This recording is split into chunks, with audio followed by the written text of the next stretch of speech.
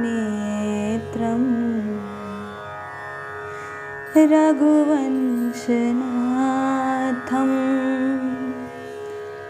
कारुण्यरूपं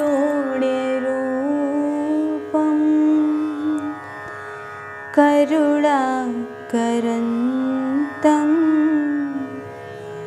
श्रीरामचन्द्रं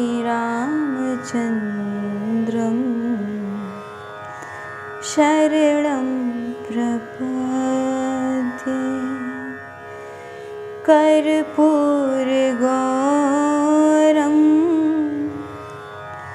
करुणावतारं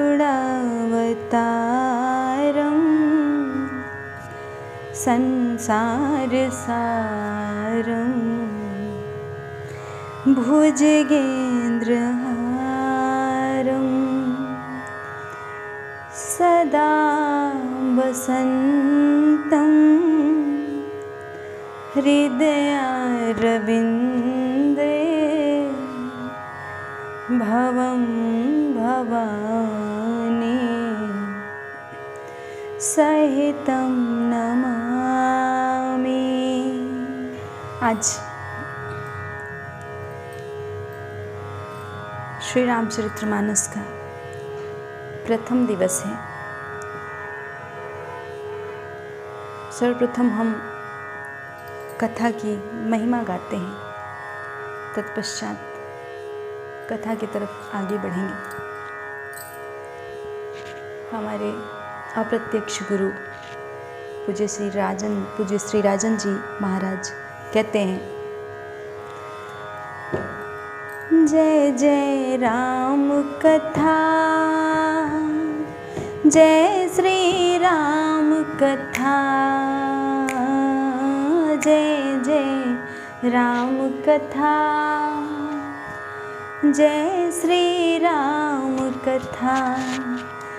इसे श्रवण कर मिट जाती है, कथा श्रवण कर मिट जाती, 100 जन्म जन्म की व्यथा हो। जय जय राम कथा, जय श्री राम कथा, जय जय राम कथा, जय श्री राम कथा। तेरा परमारथ बन जाए, मेरा परमारथ बन जाए, तेरा परमारथ बन जाए, मेरा परमारथ बन जाए। श्री नारद कर जथा हो, जय जय राम कथा, जय श्री राम कथा, जय जय राम कथा, जय श्री राम कथा। और कथा को प्रारंभ करने से पहले सिया राम माय सब जग जानी, करऊं प्रणाम जोरे जोग पानी। ओम नमः पार्वती पतये हर हर महादेव। सर्वप्रथम हमारा ये जितने भी वीडियो आप लोग देखने जा रहे हैं, आप सभी को मेरा करबद्ध प्रणाम है। और श्री रामचरितमानस का आज प्रथम दिवस है और मैं इस कथा को प्रयास करूंगी आगे बढ़ाने का। और प्रारंभ से ही अपने पूज्य राजन जी महाराज के सानिध्य में मैं कथा को प्रारंभ करने जा रही हूँ। ये एक प्रकार के मार्केटिंग एजेंट होते हैं ना, संत मार्केटिंग एजेंट की लिस्ट में आते हैं। मान लीजिए जैसे मार्केटिंग एजेंट है, आपको जिस चीज़ की आवश्यकता नहीं भी है फिर भी वो आपसे उस बातों को कहते हैं। तो ये सत्संग जो है सबके लिए बराबर असर करती है, सबको सुनाई एक भाव से देती है। अब उसमें कुछ लोग श्रवण करके अपने जीवन में उतारते हैं, कुछ लोग नहीं उतार पाते हैं। तो ये गंगा घर घर पहुँच करके उद्धार किया करती है। चलिए मानस की तरफ चलते हैं। पूज्यपाद गोस्वामी तुलसीदास जी ने श्री रामचरितमानस देख रहे हैं आप, नाम क्या रखा है उन्होंने, रामचरितमानस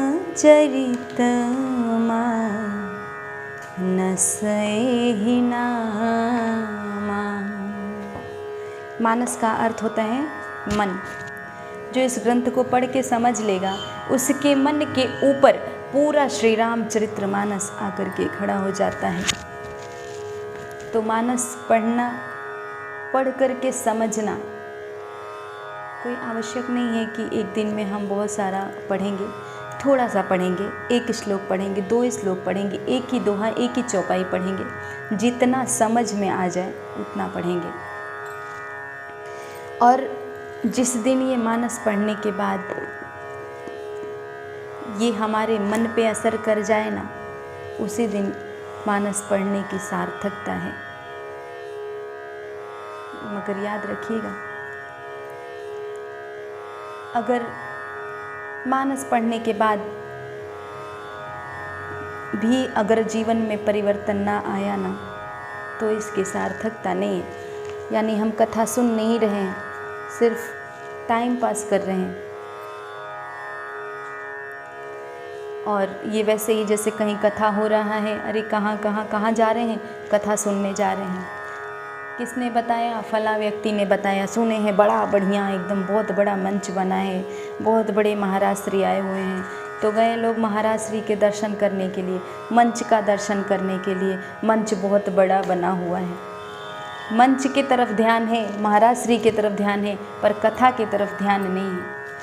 और कहते हैं ना कि अगर दवाई जब फ्री में मिले ना तो फ्रिज खाती है। दवा लेने के लिए जाते हैं, अभी कहीं सरकारी हॉस्पिटल से दवा लेके आए तो लेके आ जाएंगे, घर पे रख देंगे फ्रिज पे, उसको ध्यान नहीं रहेगा खाने का। परंतु जब पैसा लगा के लेके आते हैं ना, तो टाइम मिला के, घड़ी की सुई मिला के खाते हैं, समय के अनुसार कि अब दवा खाने का समय हो गया है। तो डॉक्टर भले ही भेदभाव कर दे, परंतु ये कथा भेदभाव नहीं करती। अगर किसी डॉक्टर के पास जाते हैं तो डॉक्टर का कोई अपना रिलेटिव हो, कोई रिश्तेदार हो, तो वो पहले उसको देख लेगा, उसको देखेगा, उसके बाद देखेगा आपको। हो सकता है VIP कोई पेशेंट हो, कोई इमरजेंसी नंबर लगा के दवा ले लेता हो। लेकिन जो दवा आपको टिकिया, जो डॉक्टर आपको टिकिया जो देता है ना, दवा जो देता है, वो दवा भेदभाव नहीं करती। ऐसा नहीं है कि आपको शुगर है, उनको भी शुगर है, वो भी VIP वाले को भी शुगर है, तो उनको जो है दवा ज़्यादा असर कर जाएगी और आपको कम असर करेगी।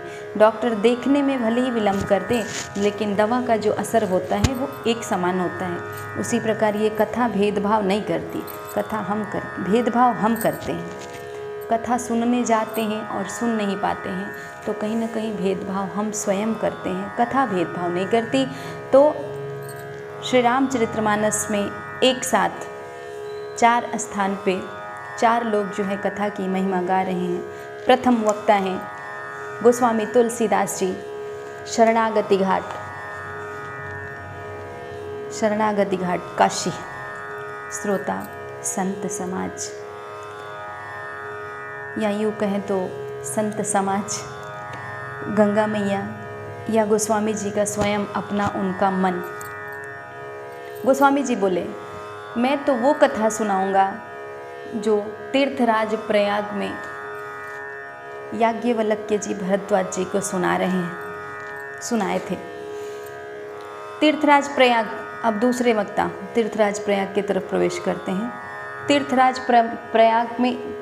प्रयाग कर्मकांड घाट। यहाँ पर वक्ता हैं याज्ञवल्क्य जी महाराज, श्रोता हैं भरद्वाज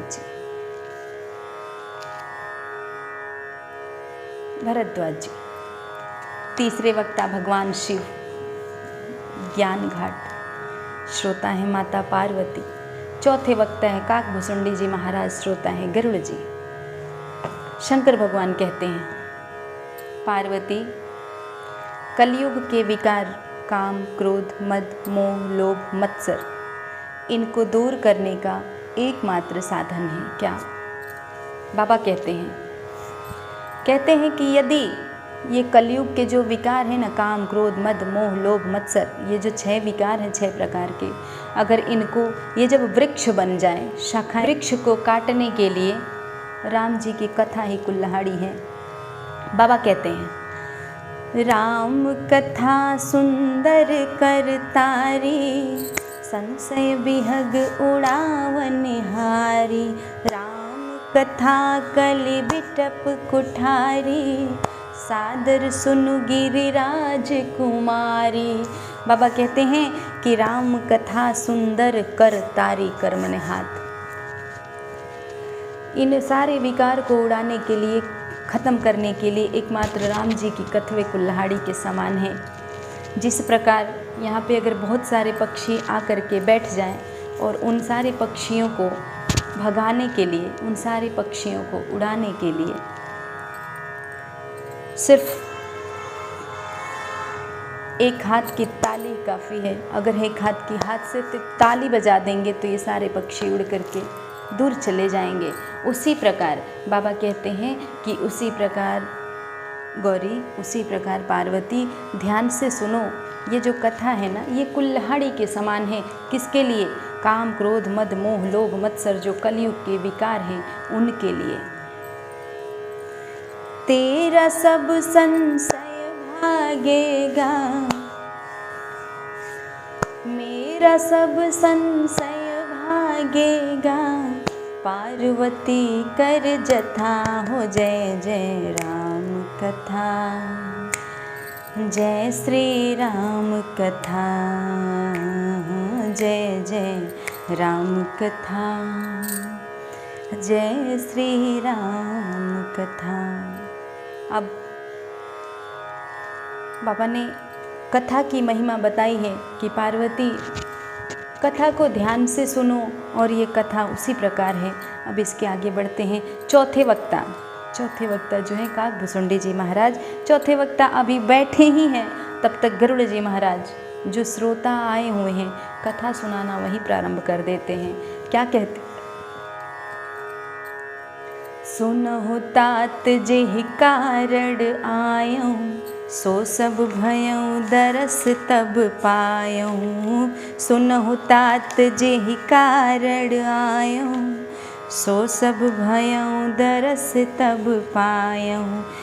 देखि परम पावन तब आश्रम, गयऊँ मोह संशय नाना भ्रम।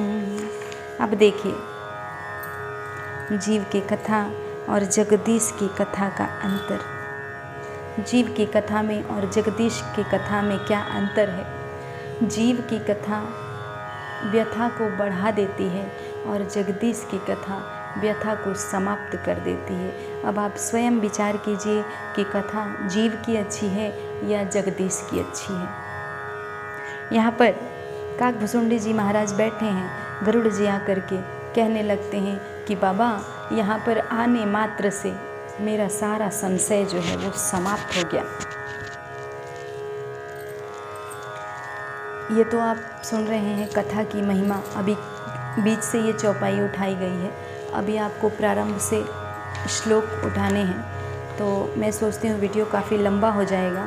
तो इसी तरह आप लोग आगे वीडियो में बने रहिएगा।